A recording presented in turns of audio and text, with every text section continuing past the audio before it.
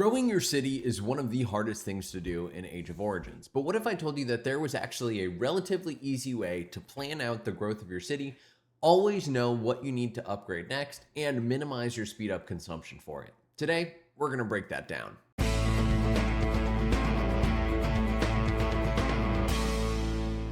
What is up, ladies and gentlemen? Welcome back to another Age of Origins video from your very own Shappy Gaming. If you're new to the channel, my name's Shappy. I am a sponsored Age of Origins content creator, as well as Rise of Kingdoms and Age of Empires Mobile and more. Today, we are going to be talking about how to grow your city effectively in Age of Origins. Now, Age of Origins is a city builder mobile game, much like Rise of Kingdoms or Age of Empires or any of the other games that you've probably seen on my channel. But some of the things that you need to do in this game are a little bit different, right? The city structure itself is pretty locked in. You can't go in, move things around, decorate things as you would see fit, like you can in some of the other games. But the upgrade order for the different structures is something that is still relevant across all of the different games. And today we're going to be talking about what you need to do to set yourself up for success. Now, the first thing that's going to be absolutely critical for you is actually going to be going through and following this guide right here. So I can put a link to this in the description. It's also on the Age of Origins Reddit page. But what this tells you is A, how many resources you're going to need to be able to level up your city level. If you don't know what I'm talking about, the city hall is right here. That's this main hall. And when you need to upgrade it, it costs a ton of resources to do that. Now, you may need to plan effectively in advance to try and do that. So you'll notice if we go over to the main hall right here, the main resources that it's going to consume are food, oil, steel, and minerals. And I want to make sure that I have enough of all of these. And so when you're going through and planning, you need to make sure that you have the right resource sets for it. But the bigger issue is actually the prerequisite builds. So you'll notice for this, I need to upgrade my factory and I need to upgrade my city wall. Both of those things are going to be critical for this particular upgrade path. You can actually see that in here as well. So if you look through, what you'll notice is the requirements for upgrading to a city level are right here.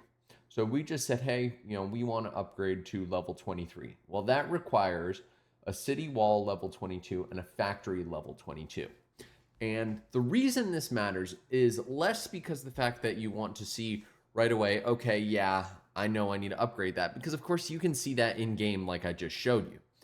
The bigger value here is actually the fact that, let's take a look at this. So I need to do factory and then I need to do city wall. Well, for my next level, when I'm trying to get to 24, I'm going to need to level up my city wall to level 23 and my embassy to level 23.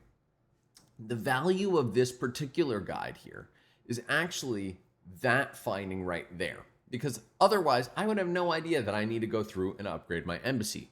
But what I can do here is there are going to be many, many times where these two building queues that you see on the top left are empty. Right now, they're both in use, but there are going to be instances when they're empty. And when they're empty, I can use those building queues to focus on the buildings that I'm going to ultimately need to upgrade anyways, in order to progress my level.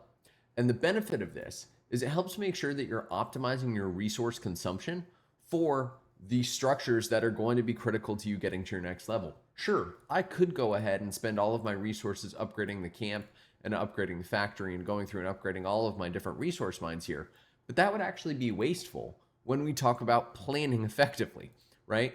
I'm over here right now, and as we just saw, my embassy is level 15.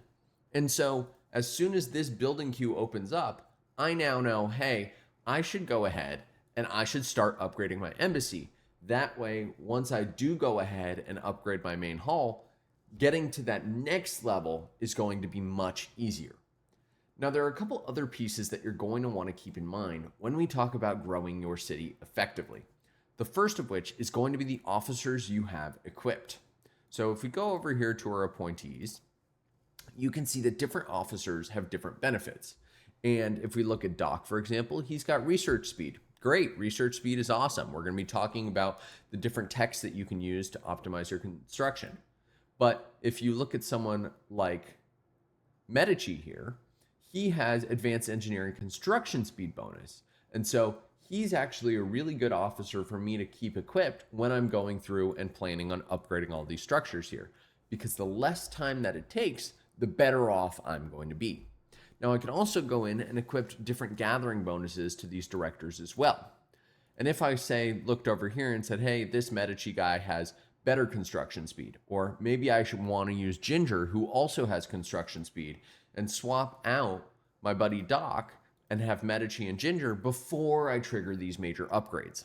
And while that seems trivial, if you level up these officers, right, Ginger's only level 4, but if I level her up way further, I will find that there is a meaningful decrease in consumption of the different speed ups that I have available to me that I otherwise wouldn't have known. And so this is a huge trick that I think a lot of people miss, is making sure that you have the right officers equipped.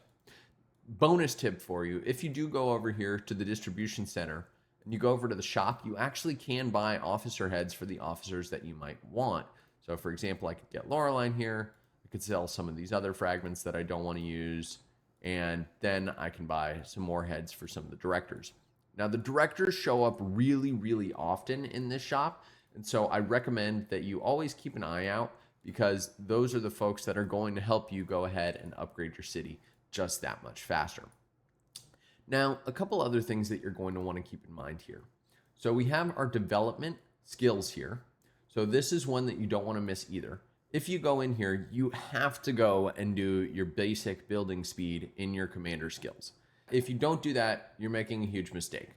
But you can go in, you can do that, and you can do your research time here. And to be honest, I missed that, and I wish that I hadn't, because I've gone so deep in the military tree that I don't have this. And so I wish that I had gone ahead and done research time here, because that extra time spent and time saved is really helpful.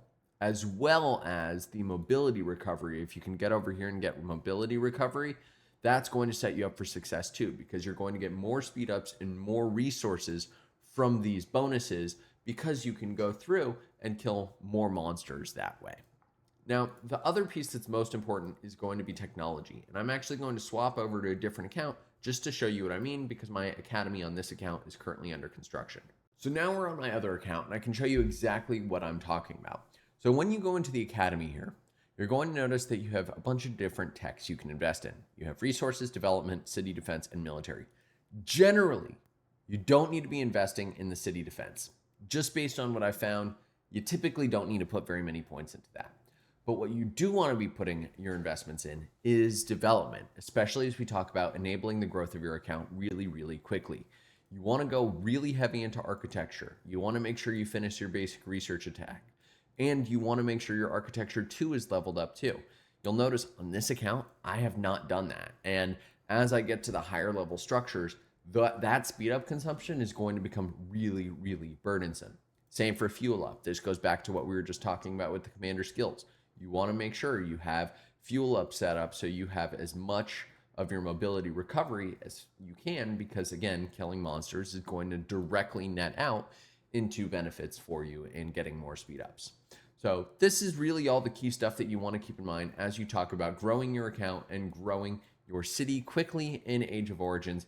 If you've enjoyed this video, be sure to drop a like. If you want to see that upgrade order, here it is again. Make sure you go ahead, screenshot it if you need to, or again, link is going to be in the description. I did get this from the Age of Origins Reddit. Special shout out to them. I'm very thankful for everything they have available to me there. And of course, if you want to see more Age of Origins content, be sure to hit that subscribe button right over there, bottom right-hand corner, and hit the bell so you get notified when new videos come out. Thank you all. Chappy out.